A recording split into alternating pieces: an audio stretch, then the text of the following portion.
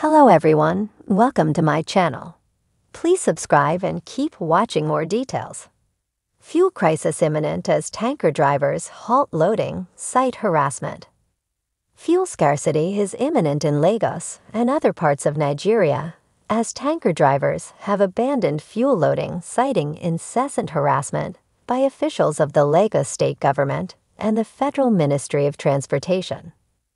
More disturbing is the concerns raised by telecommunications companies over a possible network blackout as the strike by petroleum tanker drivers could disrupt diesel supply, threatening the operations of mobile and internet services. It was gathered over the weekend that truck drivers were not able to load fuel on Saturday and Sunday, creating fears of scarcity in Lagos and other states. However, the Lagos state government explained that it was merely enforcing its e-call-up system, warning that attempts to blackmail the state government would not work. The e-call-up system is a digital platform that manages the movement of trucks in the Lekki-Ipe corridor of Lagos. The system was launched in September 2024 to help reduce traffic congestion. In a recent interview, the national president of the Nigerian Association of Road Transport Owners, Yusuf Uthman, stated that members of his association were often beaten and harassed by government officials for no known reason. He also alleged that routinely trucks were often seized and damaged by the government officials, adding that he would not know if there would be fuel loading on Monday, today. The problem we have now is that the tax force in Lagos State has towed our trucks, and they are beating our drivers. They damaged the vehicle of the union.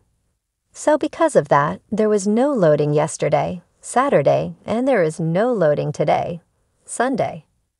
I don't know whether there will be any form of loading tomorrow in Lagos environment. The union and the tax force are disturbing us, Othman stated. On whether their action would not morph into fuel scarcity, he replied, "Well, I wouldn't know, but I know there was no loading yesterday, there is no loading today, and there may not be tomorrow. And all is because of this Lagos tax force. They are busy collecting our vehicles, giving fines and whatever. I don't know how they will operate without fuel trucks. There is no refinery or depot in any place that can operate without a vehicle that will come and take products from them. So they have to find a way of ensuring that we all coexist peacefully," he stated. It's entirely a different thing. It's a tax force from the Lagos state government and the Federal Ministry of Transport, he disclosed. But in a swift reaction, the Lagos state government explained that the government was making efforts to sanitize traffic along the road to the Dangote Petroleum Refinery. The permanent secretary, Lagos State Ministry of Transportation, Wale Musa, said the state government would not allow tanker drivers to turn the area to another Apapa, which used to be characterized by massive gridlocks in the past. Fuel crisis imminent as tanker drivers halt loading, cite harassment. A fuel crisis looms large as tanker drivers across the nation have suspended loading operations in protest of ongoing harassment at fueling stations and transport hubs. The sudden disruption of fuel delivery services has raised alarms, particularly as the country faces rising demand and the threat of supply shortages. The tanker drivers, who are responsible for delivering the vital resource to gas stations, retail outlets, and industrial clients, say they can no longer endure the physical and verbal abuse they experience on the job. The protest, which began quietly but has now escalated into a significant nationwide issue, has seen thousands of drivers walk off the job. This collective action has immediately impacted fuel distribution, leaving many fuel stations across the country without adequate supplies, and some even running completely dry. The situation is expected to worsen in the coming days unless an agreement is reached between the drivers, their employers, and the authorities. Harassment on the front lines. According to statements from several drivers, the harassment they face is multifaceted and has grown worse over time. Drivers say that on a daily basis, they are subjected to verbal abuse, aggressive behavior, and even threats from customers, station attendants, and occasionally even their own employers. The mistreatment includes being yelled at for delays in delivery schedules, being blamed for price hikes beyond their control, and dealing with discriminatory remarks or physical intimidation. Several tanker drivers have come forward with stories of being cornered by angry customers who demand fuel despite it being unavailable or overpriced, only to be belittled when they are unable to provide it. Others recount being pressured to work long hours without adequate rest. Speaking under the condition of anonymity, said it's like we're the punching bags of the industry. No one ever sees the stress we're under, and when things go wrong, we're the ones blamed. The strain on the system. Fuel transportation is a delicate and highly coordinated operation that involves the timely movement of thousands of liters of fuel across the country every day. Tanker drivers play a central role in this intricate system, and their work conditions have long been a source of concern. Harassment, however, is just the tip of the iceberg.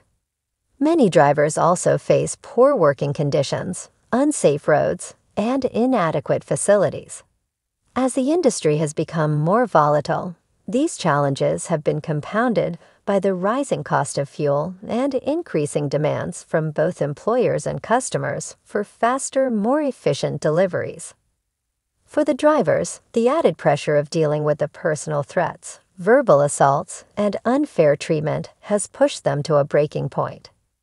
Industry experts have raised concerns that without a proper resolution to these issues, a full-blown fuel crisis could develop. With a dwindling supply of fuel and limited deliveries, the nation could experience widespread shortages, price hikes, and even panic buying. Already, reports have surfaced of fuel stations in major cities running out of stock, leaving motorists scrambling for the nearest available pump. Employer and government response. As the situation intensifies, both employers and the government are being called upon to address the grievances of the drivers. Fuel companies have pledged to investigate the claims of harassment and are working on improving working conditions for their staff, but many drivers remain skeptical of these promises. The companies always say they're going to do something, but nothing ever changes, said another tanker driver who has been with the industry for over 15 years. It's like they think we're replaceable. The reality is, without us, there's no fuel. Government officials have acknowledged the seriousness of the situation, but so far there has been no significant intervention. Critics argue that the government has been slow to act and has not done enough to protect workers in the transportation sector.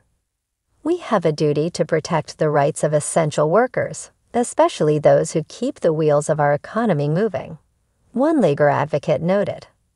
The failure to address these issues is a direct threat to public safety, striking at the heart of the economy. The consequences of the current situation could ripple through the economy, affecting not only fuel prices, but also impacting supply chains, transportation costs, and day-to-day commerce. If the strike continues for much longer, it could hinder the delivery of goods and services across the country, making daily life harder for ordinary citizens. In addition to the direct effects on the fuel industry, the shortage of fuel could also lead to increased transportation costs for goods that depend on road delivery. This includes everything from groceries to construction materials, electronics, and even healthcare supplies. The disruption could place extra financial strain on households, especially those in rural areas or regions with fewer transportation options.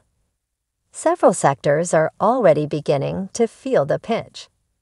Logistics companies are already warning that costs could rise, which would ultimately lead to higher prices for consumers. The construction industry is particularly vulnerable, as many projects rely on the steady supply of fuel to keep machinery running and to move materials across work sites. If this continues, the economic strain could be felt on a national scale. Public reaction. Public reaction to the ongoing protest has been mixed. On one hand, many people express sympathy for the drivers, recognizing the difficult and essential role they play in society. On the other hand, there are those who blame the drivers for the disruption, accusing them of holding the public hostage in their demands for better working conditions. Some critics claim that the strike is an overreaction to relatively minor workplace issues, and that the drivers should return to work to avoid further harm to the economy. At gas stations, customers have expressed frustration at the shortages. Long lines have become a common sight in some areas, with many motorists expressing concern that the crisis could worsen. Some stations have begun rationing fuel, limiting the amount that each customer can purchase, further escalating tensions. Looking ahead. A fragile negotiation. As the days pass, there are growing concerns that the conflict between tanker drivers, their employers, and the government will not be resolved quickly. The drivers' demands are clear: better protection from harassment, improved working conditions, and fair treatment.